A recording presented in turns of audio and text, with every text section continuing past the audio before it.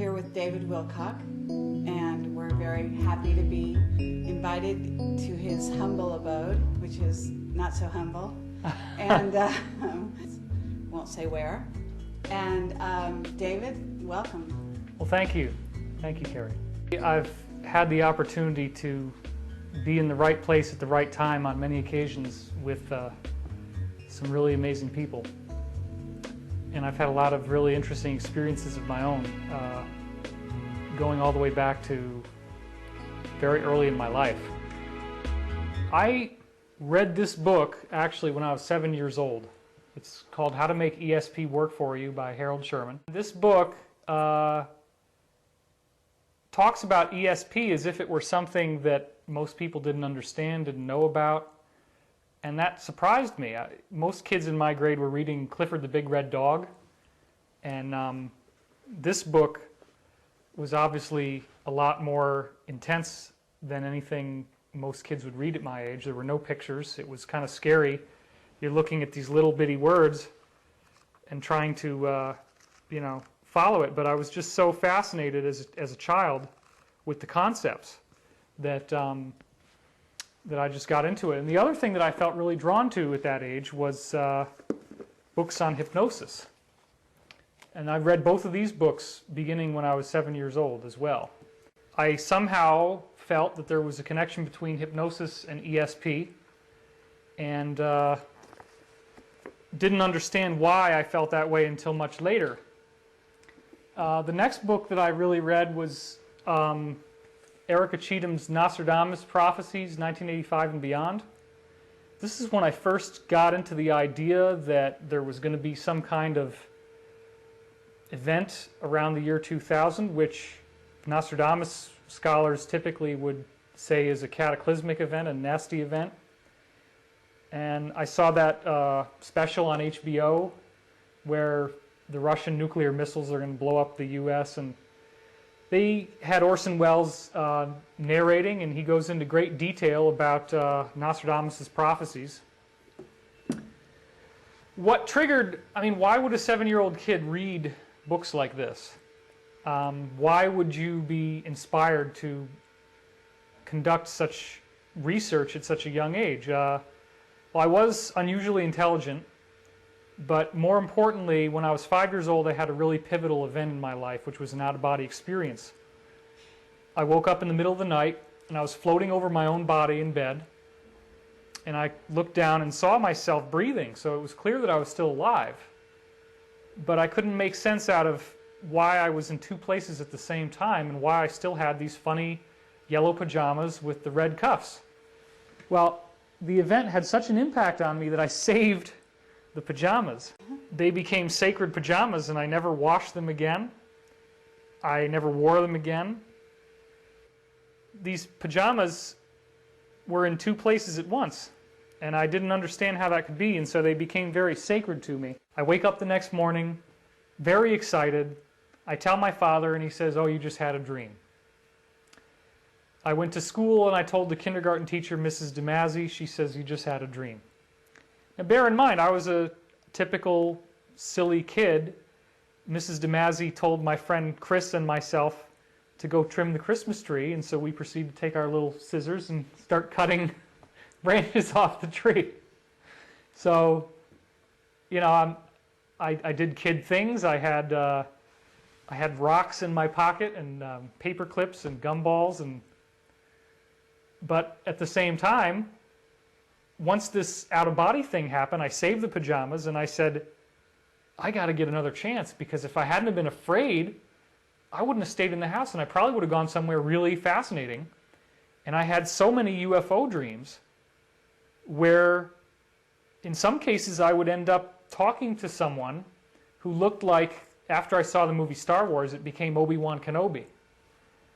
And he said that something really amazing was going to happen in the future on Earth, and that I had some kind of role in it, and that I would be guided. And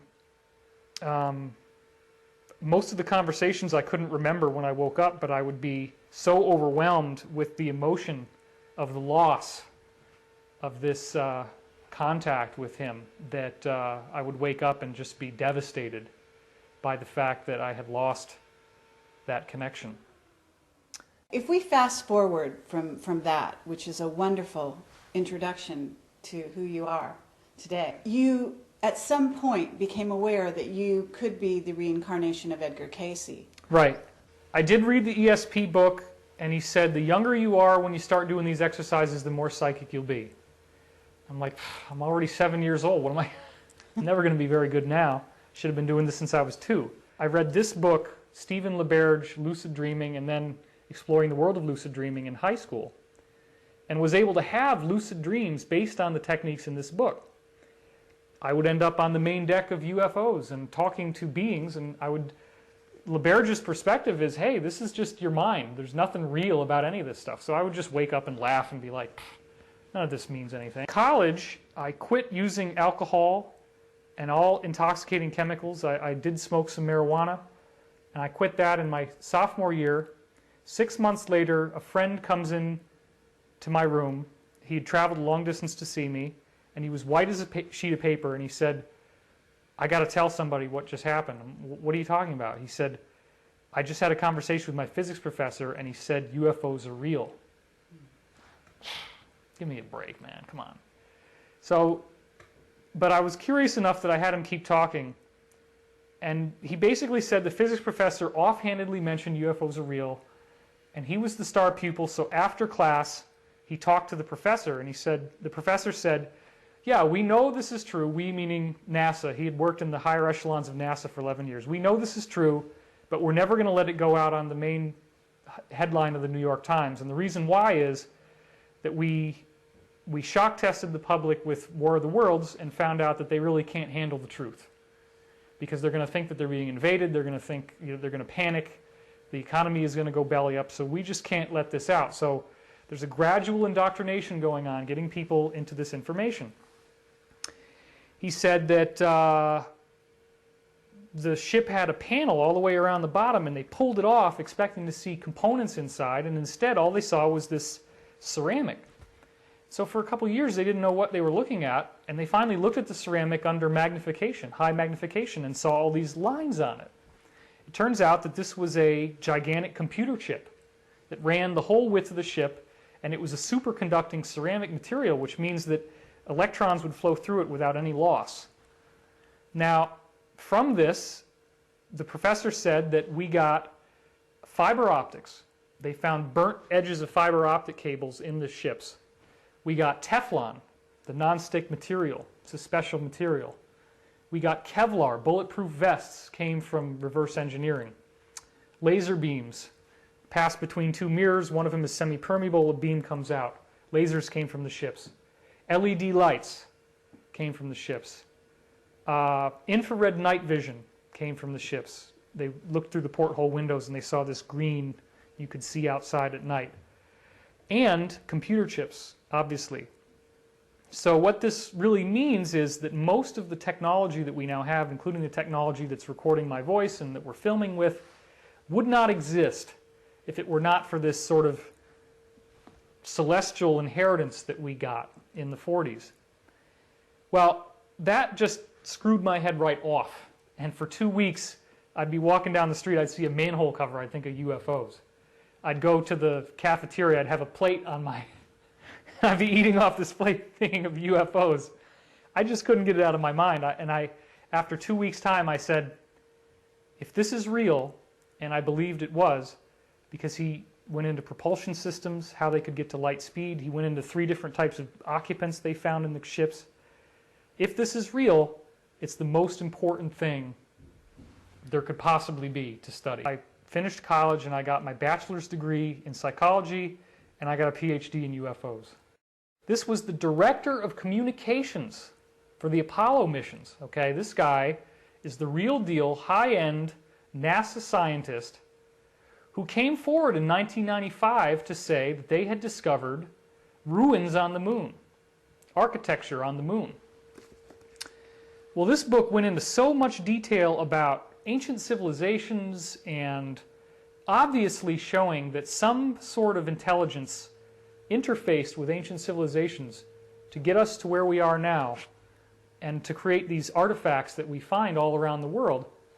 I became quite compelled with the evidence he presented, showing me that there had to have been a civilization that was highly advanced before our current one, which in most people's mind, you think of BC, you think of cavemen, right? Well, BC is only, 100 generations ago, and that's not a whole lot of time, really. So basically speaking, we have a much older history. So all this stuff is coming into my mind. I had started to write my dreams down when I got sober. That was part of my recovery process, because dreaming is a very important part of the lucid dreaming process. You have to capture a dream when it comes in, and then meditate on it and visualize yourself becoming lucid, meaning that you say, oh my God, I'm in a dream. I can levitate things. I can fly. I can snap my fingers and go to a whole different place. I can create people to talk to. I can create objects. I mean, I've had a number of these, and they are absolutely fantastic. But you have to remember your dreams and then repeat this line to yourself. Next time I'm dreaming, I want to remember to recognize that I'm dreaming. That's the key line. Next time I'm dreaming, I want to remember to recognize that I'm dreaming. So I already had a lot of experience remembering dreams. So I start remembering dreams, and I start getting all this information coming in from books. I read 500 books in 3 years. I had a list of all of them, and I submitted my application in the Ropa Institute, which is a graduate school in Boulder, Colorado, on transpersonal psychology, which is sort of like metaphysical psychology. And I handed them this list, and I said, name any book, and I'll give you a discourse on it. And I didn't get accepted, probably because my financial situation wasn't very good. Came back from Boulder. Now we're into 1996. I'd been doing this research for 3 years. And I was like, okay, why am I so compelled? Why can I not stop reading these books? I'm just so obsessed. There's got to be something more to this. I start having dreams in which UFOs fly overhead, and something shoots out of the UFO, and it comes spinning down, lands on the ground, and it's a telephone.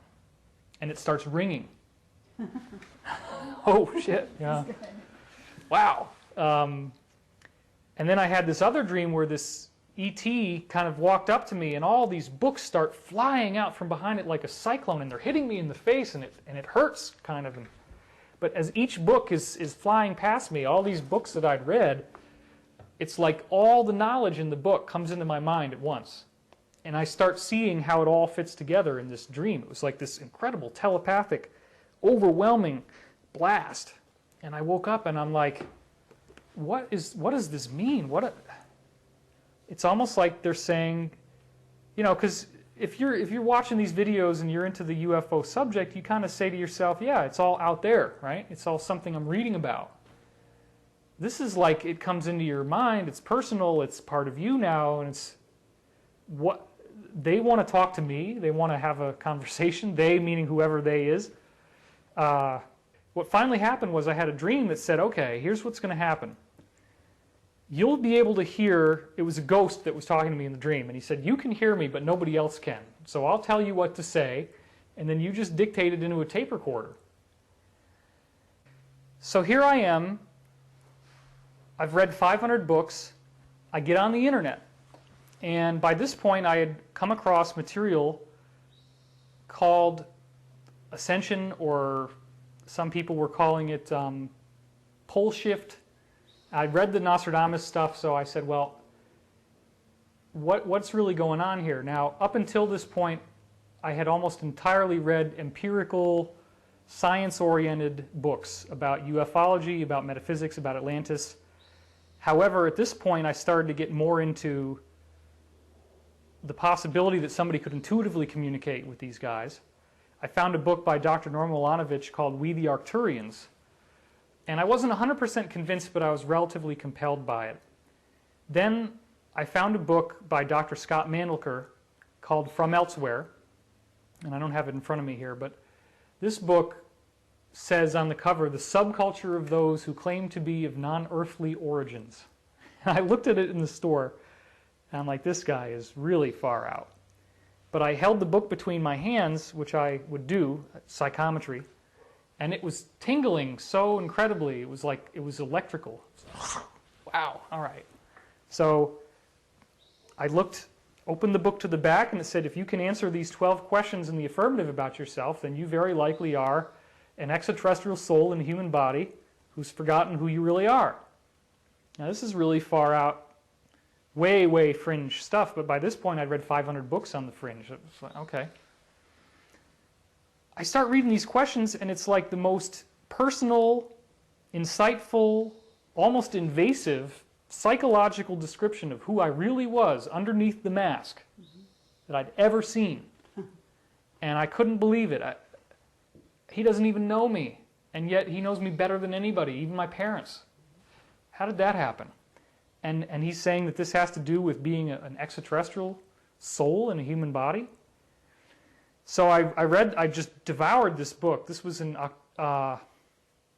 November of 1995, after I graduated college in 95. I go to my friend Jude's house. Jude and I did music together a lot, because I'm also a drummer and a composer. And Jude and I did automatic writing together on his suggestion, where you hold the pencil in your left hand, let it do what it wants to do. And I didn't think it was going to work. I thought it was kind of hokey. But we really meditated, and I felt this conscious connection to my third eye and trying to pull in energy from there. And all of a sudden, and the question we asked was, am I a wanderer, which is what they call these extraterrestrial souls. Am I a wanderer? I start feeling something coming in really strong, and I pull here really strong. And for all of 2 or 3 seconds, my left hand jumped into activity and did all this stuff. And I dropped the pen. Oh my God. Jude, turn on the lights. Something happened, man. This is crazy. So we turn on the lights, and the paper looked completely white. It was like, oh, what the hell? But then we looked really close, and it was very, very faint pencil. And it says, my hand had written forward and backward on the same line, and there were curves that intersected, and only because they collided with each other did it say, Christ cometh. Now, I was not raised to be Christian. I went to the Presbyterian church maybe 4 times in my life. My mother had had a Bible upbringing, and then she really rebelled from it and got away from it. Christ cometh, and then the TH of cometh looked like the word Ra. Well, that's like the Egyptian god or something. What's that all about? Well, in the book that I had been reading from Scott Mandelker, the entity that he based all this stuff on was called Ra. And it was a series of 4 books originally, then 5, called The Law of One. So after this happened, there was more than that. There was an encoded message. It said EC 4057 and oxen, and the and was a little ampersand symbol. The oxen I understood. I'd worked at a fair over the summer, and I bought a statue of an ox, which I thought represented my becoming a beast of burden in the working world. And the woman was from Kenya, and I said, well, what does this animal mean? And she says, oh, you American, always think symbol, something means something.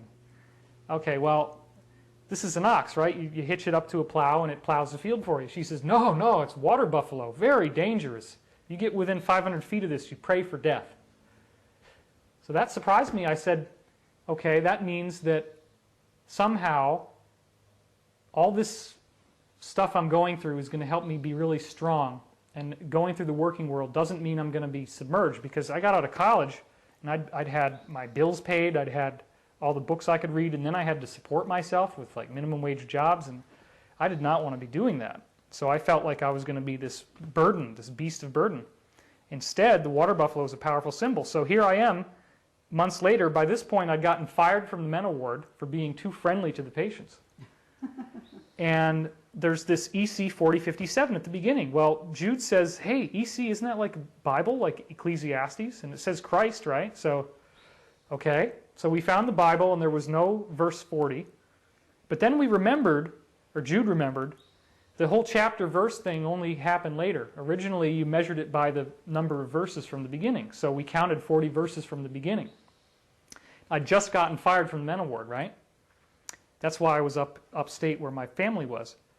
Well, the first line says, for what hath a man toiled and labored under the sun? This too is meaningless. Then the very last line, line 57, said, to eat and drink and be happy in one's toil. This is the grace of God. So it was like somebody was up there with the Bible saying, all right, let's give him this. And then my hand does this thing, and it says Christ cometh, and then it gives me a Bible quote, and it mentions the ox about my work, and then the Bible quote is about work, and in the middle was that famous line which was turned into the song Turn, Turn, Turn by the Byrds, to everything there is a purpose, to everything there is a season, and time for every purpose under heaven, a time to be born and a time to die, a time to gather stones together, you know, all those things, all those opposites, and I was at a real turning point in my life. So I felt, okay, this is really powerful, crazy, but what do you do with it? I mean, after that, life just kind of returned to normal. So a few months later, I get this bill from my ex-girlfriend. I had a Japanese girlfriend in college, and we'd had a big, long argument on the phone, and I got a phone bill for like $200 or something. And I couldn't pay it, and I freaked out because it was going to make me broke. I was working for $5.77 an hour, taking care of developmentally disabled people in a residence facility. And I started screaming and crying, and I said, if you're out there, I want the fucking proof right now. I'm sorry. Just beep that or something. No, okay, cool. No, really, I mean, it's fine. People have told me I shouldn't swear, so. Okay. So if you're out there, I want the proof and I want it right now. Okay? So, and then I'm looking out the window and seeing if there's going to be UFOs in the window, and nothing happened. And then I'm trying to levitate this napkin on my plate, and it didn't levitate. My friend ended up calling, and he was going through AA and rehabilitation, and I realized, you know, I'm a heck of a lot better off than he is right now. And by the end of the night, I'd forgotten about it. Next morning, my buddy had a housemate, and he delivered pizza. He didn't even get home until after I went to bed that night. So he slept in until like 10 or 11 in the morning, and we had a rule, don't call us in the morning, period. So this one morning, the next morning after this happened, I get this little itch to go outside, start the car, so that I could warm it up because it was wintertime, really freezing outside. So I go out, I start up my Subaru, I come back inside, and there's Eric with pillow creases on his face, and he's on the phone. Okay, why is he on the phone? He hangs up the phone, he says, dude, I had a really strange dream about you. And I'm like, I can't listen to your dream, I gotta go to work, I'm late. Yeah, but this had UFOs, all these UFOs were in it, man. Okay. I'm listening, right? So I'm listening. So he starts going into this dream in which this whole fleet of UFOs flies overhead, and people start panicking and running, and they're all hiding under things. It was like a big mall, but there was no ceiling on the mall. And everybody evacuates except for my ex-girlfriend, and he didn't even know that I'd had this event happen about her, and him and me. One UFO stayed, and this pillar of light comes down, and there's a flat disc on the bottom, okay? And there's a man standing on the disc wearing a white robe and sandals, but it clearly was not Jesus because he had gray hair and a gray beard. This is like a wise old man archetype. Well, he starts doing this discourse, and he says, we are your brothers, your long-lost family. You came from us, we came from you, we came from the one. We are all one, we are all connected. We are here now at this time because you are about to go through this amazing, fantastic, energetic enlightenment of your entire planet. Right now, you're only seeing the bad part where you have the earth changes and you have the upheavals in your government and you're starting to see the rottenness in your society, but what comes after this is a golden age, far more incredible than you could ever imagine. And we are here to help you through this transition. So he eventually stopped. He gave this whole ascension discourse. And he's just standing there. And the girl says to Eric, shouldn't somebody go talk to him? And Eric says, well, I'll leave that to Dave. He's the UFO guy. He'll know what to say. So apparently they kind of prodded me along. This is his dream. I walk up to the guy, and he recognizes me.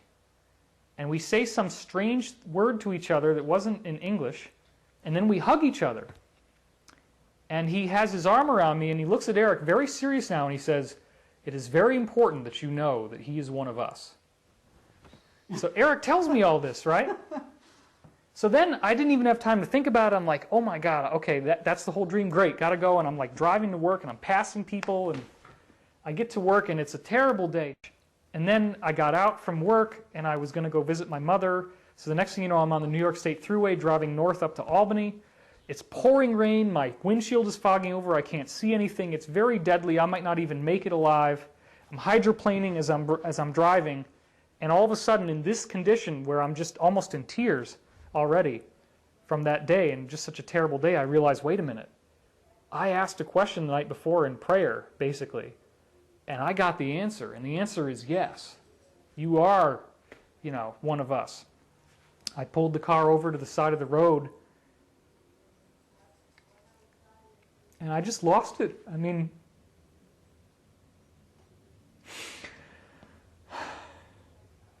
I knew in that moment that there was something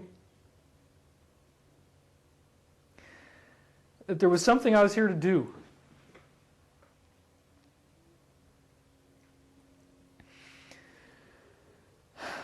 And when you really bring yourself back to that point where you first heard it,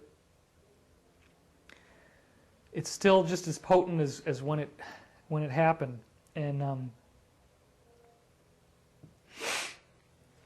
so my experience after that was again like, okay, what's next? What's going to happen now?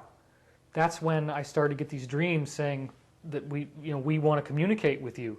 A year after I first had the automatic writing, I had now joined Richard Hoagland's discussion group online and met a guy named Joe Mason who had created a website soon afterwards called greatdreams.com. And he talked about something he called the dream voice. And he said, when you wake up in the morning and you can first remember your dreams, listen to the background noise in your mind and just write it down, no matter how cryptic it is or how nonsensical it sounds. Don't analyze it. That's the most important part. Do not try to understand it. Do not pay attention to it. Just let it flow through you and write it all down. Well, I was up so late and he's telling me all this great information. I'm falling asleep and I'm just trying to write it. I wake up in the morning and it's like I can still hear his voice. So I just start writing it down. And I get all the way done and I have 8 pages of material and it's weird. It almost sounded like schizophrenic ranting. But it said some very interesting things. And one of the things it said was, you should visit Chichen Itza, the Mayan pyramids. You can go there with your mind. Okay? You can go there with your mind. Well, that's astral projection. That's something I've been wanting to do all these years. I had the lucid dreams, but I'd never really been able to walk out of my body from a conscious state. I really wanted to be able to do that. So I'm reading this for the second time, really understanding it, and the phone starts ringing. And it felt like there was this tugging energy on me from the phone. Hello? Hey, Dave, this is your buddy from the Pine Bush UFO group. You want to come to a seminar on astral projection?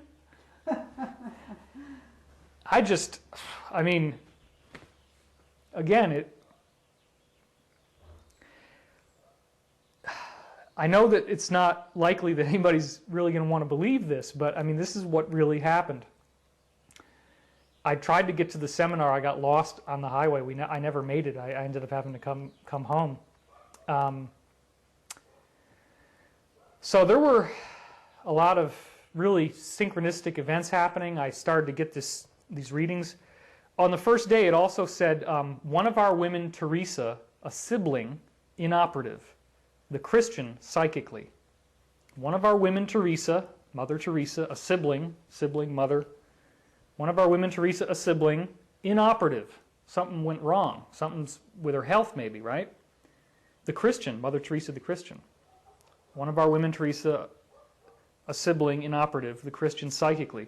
5 days later, Mother Teresa had a massive heart attack. Oh my gosh, right? So then a little while later, and this is one of the stories I tell in the book, which we'll get to in a second, I did a reading for my housemate, Eric, and it said to him, you would be happy to know that your student loans for New Paltz have come in. And this is the college we were going to, State University of New York at New Paltz. Well, that didn't make any sense because he graduated from New Paltz already. So I actually asked it to be rephrased, and it said, you'll be happy to know your student loans have come in. You should visit New Paltz. So I told Eric about all this, and he was now a graduate student at SUNY Albany. Well, about a month and a half later, he walks into the house. He says, dude, you better sit down for this one. What's going on, man? He says, New Paltz called my mother. They were cleaning out the bursar's office, the financial office. There was a file cabinet up against the wall. It was one of the last things they had to remove. They pulled the file cabinet away from the wall. There's an envelope behind the file cabinet. Inside the envelope was a check made out to me, Eric, for $900, uncashed Stafford loan. And we needed about $879 to be able to pay our rent. So this was just like, wow. How did they, and then you start going through these loops in your mind, like, okay, how could this possibly have been done? What started to happen was that I would have a stack of cassette tapes. I would get about a month behind a lot of times on my transcriptions of this. I would dictate my dreams, and I would dictate whatever words I heard.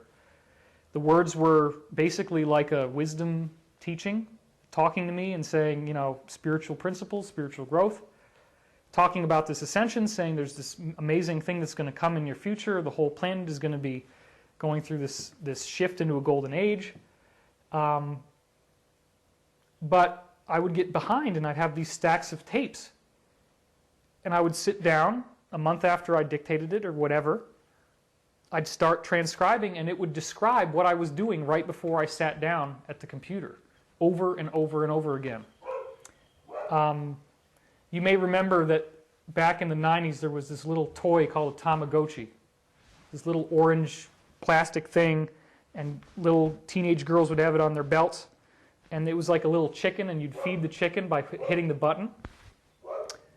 And so I had just gotten back from the convenience store. I saw a little girl with one of these things on her belt playing with it. I get home, pop in the tape, start transcribing it. And in the dream I'm saying, I'm seeing this little girl with some strange orange toy on her belt.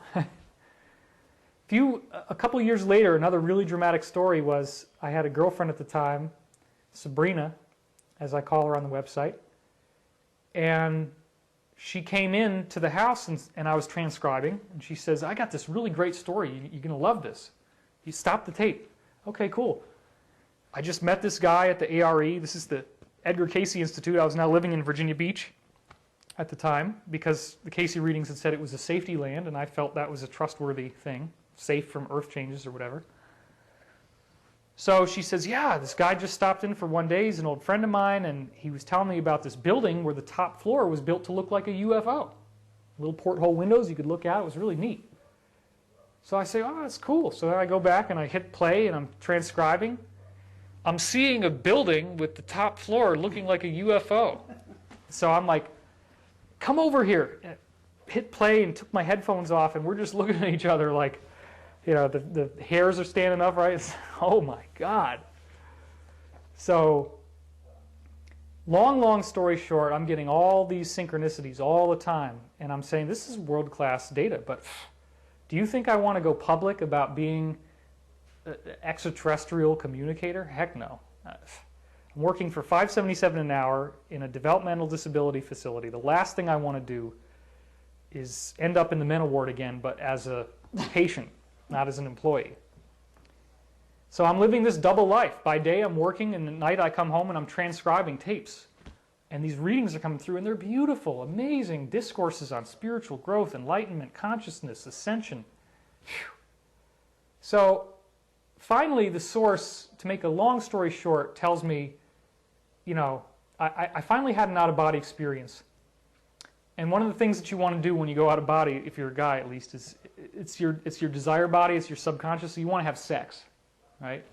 So I tried to conjure up a partner. And then I would be standing there with my pants down, and then there'd be all these people standing around pointing at me laughing. And I was like, okay, well, you know, if I'm going to get humiliated this much, maybe sex isn't such a good idea in the out-of-body plane. But then it seemed like I found this one woman, and things started to go pretty well. And she took me back to her room. And I'm like, wow, now we're getting somewhere. But then she had a roommate in the room, this guy, and it's like the room is a mess. And so I start trying to convince them, hey, look, you know, I'm out of body. None of this is real. Watch this. And I took my hand and shook it and turned it into a bowling ball. And then detached it and rolled it down the hallway. And then when I do that, they just kind of like dissociate and they wouldn't look at me. And then if I'd stop trying to do stuff like that, they'd come back. But when I try to tell them I was out of body, they would like lose track of my talking. So I finally said, isn't there somebody who knows what the hell is going on around here? Right? And I turn around and there's this woman and she's just looking at me with this incredibly serene face. And she's got gray hair and a purple dress. And she's standing there, and she's not saying anything, and I realize I'm paralyzed. I can't move. And I'm looking at her like, okay, what's going on? I can't move. And I keep waiting for something to happen, and I'm getting really freaked out, you know, because I'm paralyzed. She goes, you know you have to move, don't you? No. Well, I know you said something about Virginia Beach and da-da-da, and as soon as I said Virginia Beach, it was like I was free.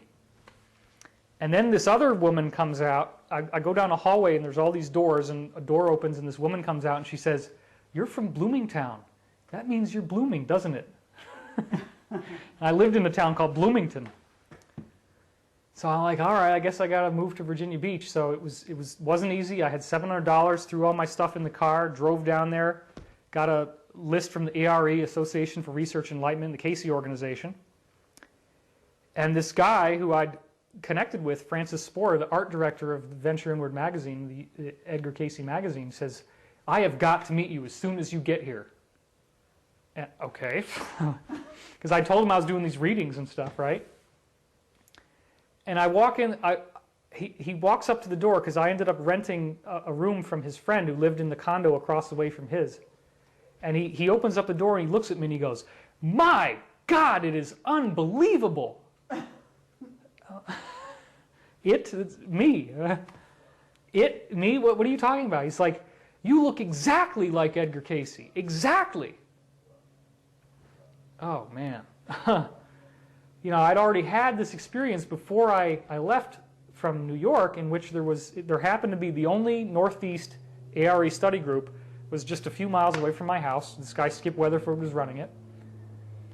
And he secretly, you know, we were having these study group meetings in public, and he didn't want me to tell them, but on the side we were doing these hypnosis sessions where he would hypnotize me and I would end up channeling, and I was reading his mind. I would answer questions that he would ask before he would ask them out loud. And at one point, apparently he said, well, it's so strange that you can do this. And apparently in the channel, I opened up my eyes and I looked at him and I said, it is by nature of the continuity of consciousness that I can do this. It freaked him out because my eyes are black, you know, they're just like, it didn't look right. But that was also strange because I had these two crystals I would use under my hands when I do the reading. I put my hands on the crystals and exactly as I did, this bolt of energy comes out of the wall from a wire, like about this long. And then he said, as soon as I left after that day, all the power in the house went off for exactly 1 hour. So strange things were going on like that. And then one day he says, you got to come over to my house right now. Right now. No, I'm serious. Right now. Okay, fine. So I go over there and he's got this magazine and there's a cutout in the middle of the magazine with a picture in it. And the picture is of a face, and the face looks exactly like my face. And he says, throws it down on the desk, says, who's that? I'm thinking, okay, well, I've never been published, I've never been in print, it's clearly my face. And then I'm thinking, okay, well, all right, it's got to be the ARE magazine because it's got that pencil style that they use on the cover. Edgar Casey. Yeah, but who else does it look like? Oh, man. So I'm just like, I do not want to be Edgar Casey, okay? So then, but then I get this out-of-body thing. You know you have to move, don't you? And then you're from Bloomingtown. That means you're blooming, aren't you? And all this stuff happens, and so I go to Virginia Beach.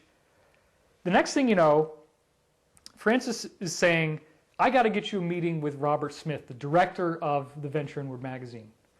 So we go to this Nawab Indian restaurant, which is down in Virginia Beach, a few streets back from the ocean front.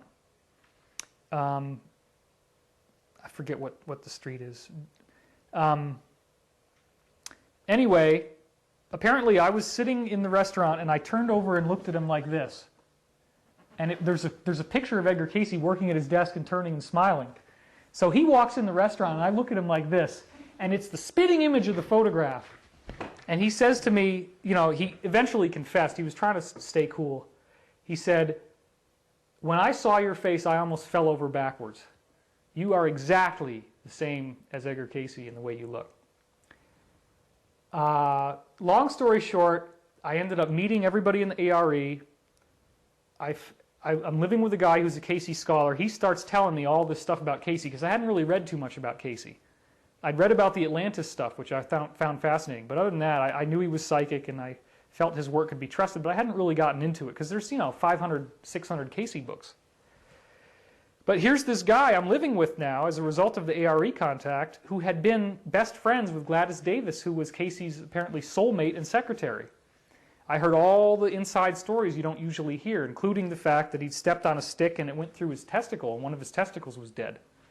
I heard all these stories about what the readings said about Atlantis and how all these people were reincarnations of each other, and they kept reincarnating in groups together. And he kept kind of saying, you're probably Edgar Cayce reincarnated. And oh my God. Then we actually had Tom Johnson, the owner of the Heritage Store, which sells Cayce products, come into the house one night. My God, he looks just like Edgar Cayce. Here we go again, Jesus. So finally, he said, my contact Jim says to the guy I was living with, says, you got to ask your readings. You can't let this go on much longer. By this point, I knew I could trust them. So I finally said, I asked it in a very strange way, because when you're in trance, you're trying to get your mind conscious enough that you can actually ask a question, and then you have to sink back down to get the answer. So I said, I would like to incubate a question on my identity here related to Edgar Cayce, because I just couldn't say, was I Edgar Cayce in a past life? Well, the answer comes back, it says, Table Rock, which I don't know why they said that, still don't know. This is our boss. In short, the answer is yes. And then they pulled out the cheesy Spider-Man line, but with the answer comes great responsibility. Oh my God. I was pissed. After I had this reading, I did not want this to be the truth. And then later on, I just said, what the hell, let me pick up Edgar Cayce's astrology chart, the natal chart, and then compare it to my own chart. It's called a bi-wheel, right? Well, I did that. And we've got Moon over Moon, Mars over Mars, Mercury over Mercury, Venus over Venus, Sun over Sun, and then Jupiter, Saturn, Uranus, Neptune are all in these perfect aspect ratios to each other, 30 degrees, 60 degrees, 9 degrees.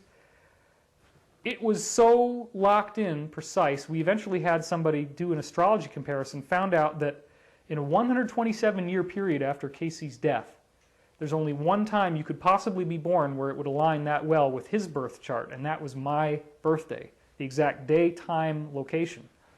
Furthermore, it was also in the Chinese zodiac year of the ox. The ox. Oh my God. There it is again.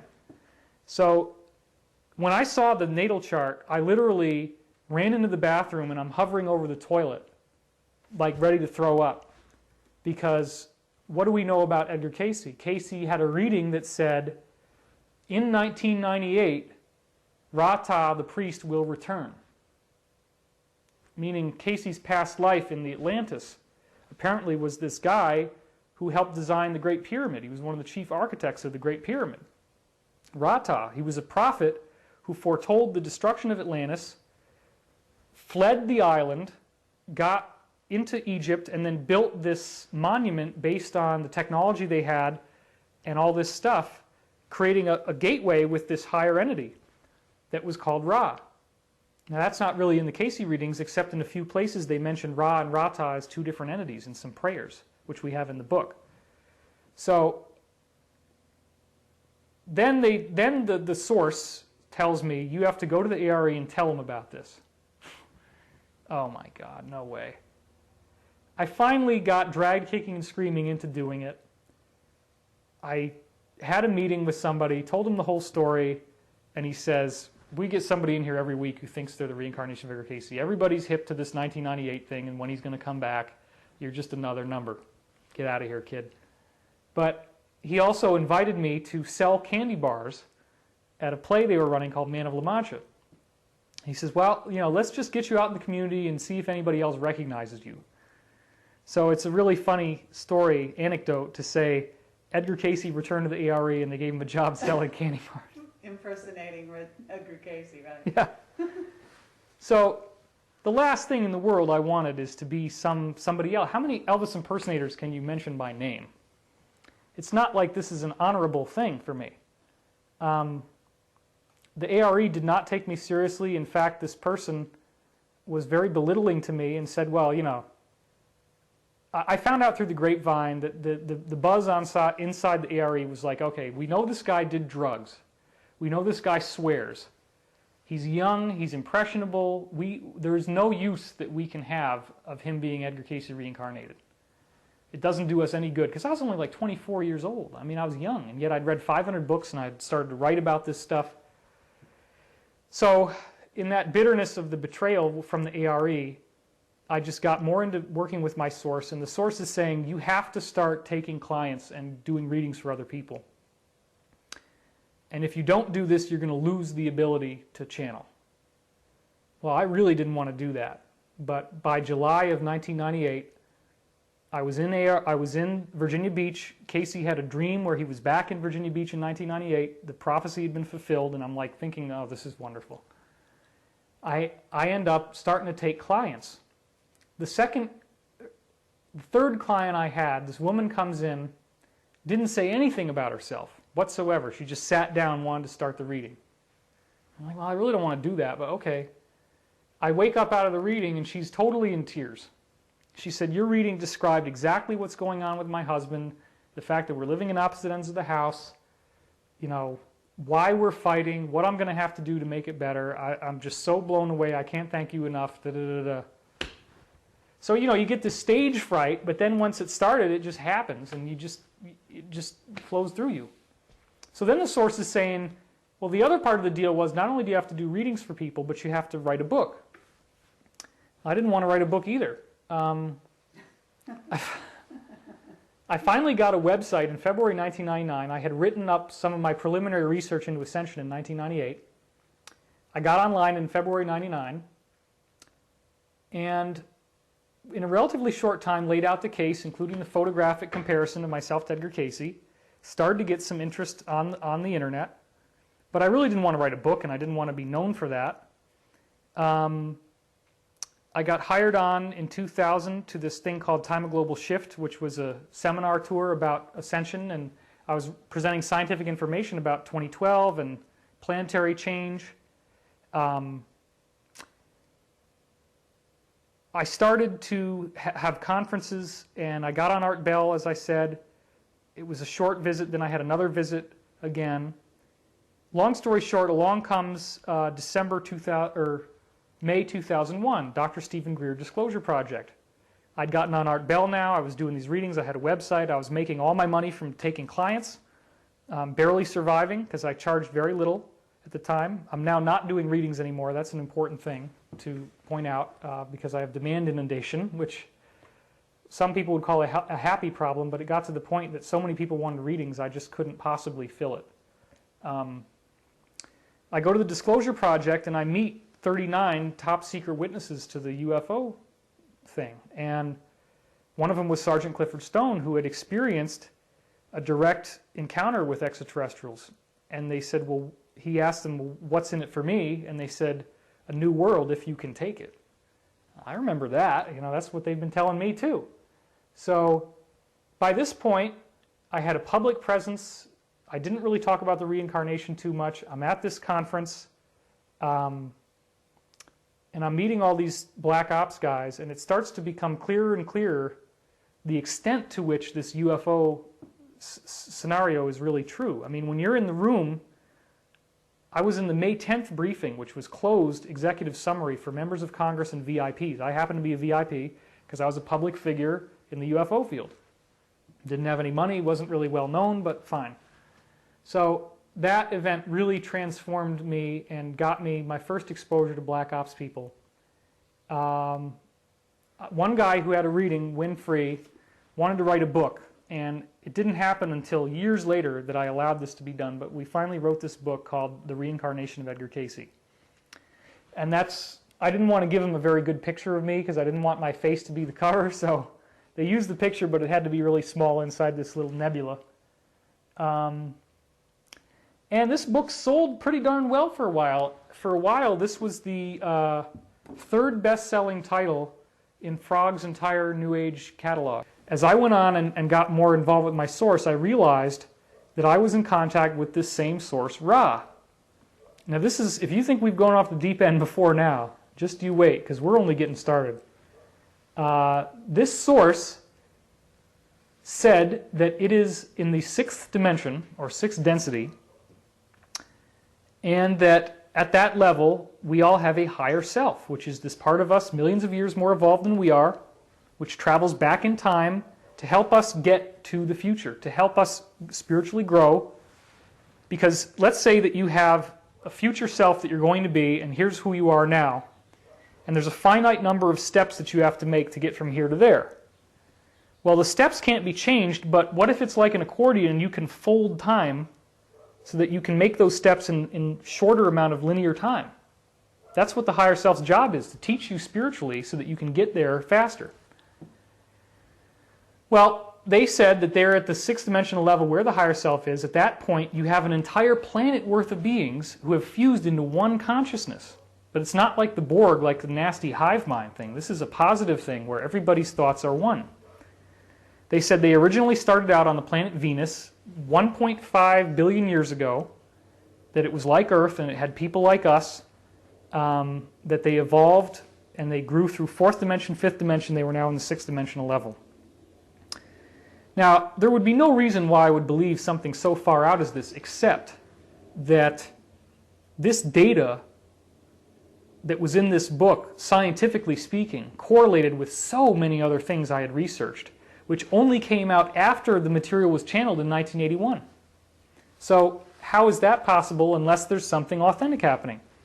And then I started to have personal relationships with the source. Let me tell you one very interesting story. A woman was having UFO visitations in her apartment.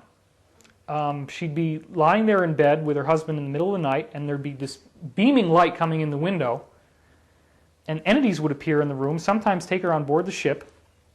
So she found my website, wanted to have a reading. Well, what I would do at that time is I would sleep on it, and I'd wake up in the morning with a dream and then do the reading, and then I'd call the person that afternoon, tell them for 15 minutes, which always ended up being an hour, what the reading said, and then send them a tape in the mail. So I called her up the day after the reading. She knew when it was going to be. And she said, "Did you dream anything last night?" "Oh, yeah." I said, "Yeah, I had this dream where I was stuck inside a giant cathedral." She starts losing it, sobbing, going crazy on the other end of the phone. I'm like, "Are you okay? What is going on here?" She said, "Last night, it happened again." "What happened?" "The light." Outside the window? "Yeah." "And?" "Well, this man showed up in the room, and he was in a white robe with the gray hair." "I know that guy." "He said, 'I'm going to tell you something very important. You need to write it down, or else you won't remember.'" She says, "Okay." He says, "Remember the giant cathedral." So then and she just went nuts. I mean, it was crazy. And so I said, okay, well, I guess this source can make house calls in certain cases. Later on, I'm in North Carolina, visiting a friend, again, ARE person, who's very into the idea of Edgar Cayce coming back. And I'm out in the field meditating, and you get to a state of divine indifference where you really don't care about anything except the oneness and the peace of that moment. And I open up my eyes, and I see this disc in the sky, right? And it goes behind a cloud, and the cloud blows away, and the disc is gone. Oh, wow. Now I've seen a UFO. I always wanted to see one of those. Okay. The only other thing that I always wanted to happen, that now should happen, is I need to have a ball of light come into my room and give me an intelligent message. So then I kept meditating, didn't think anything more of it. Call up my father a couple days later. You'll never guess who's on the other end of the telephone. I say, let me guess, my brother. Yeah. Like, Dad, you realize that this is psychic ability, right? Oh, yeah, your ESP thing, whatever. I mean, I actually did eventually prove to my dad that something was going on, because he worked at a publishing office and he had this woman there, and I didn't know anything about her, and I walked up to her, held her hand, looked in her eyes, told her whole life story. And I can do that. When I meet somebody new, I can go into this place and I just tell them their life story, and it gets tears and it gets intense and it's really powerful. It's the easiest time to read somebody's when you first meet them, before your mind is colored with any new data. So my brother is talking on the other line, and I say, yeah, I had this really cool thing where I was out in the field meditating, and I see this tiny little disc looking thing, like a metallic thing, and it went behind the cloud, and then the cloud blew away and it was gone. And if it was an airplane, it would have kept on going, but it disappeared. It's like, oh, I always knew there had to be UFOs. I mean, I'm sure this is real, but who cares? The only other thing I said was that I needed a ball of light to appear in my room and give me an intelligent message. My brother goes, what did you say? A ball of light appear in my room, give me an intelligent message. He said, oh my God, what's going on? The other night, I was in my room and I was meditating, and my head started dropping back like this, and I see this ball of light appear in the room. And it gradually lasted 10 minutes.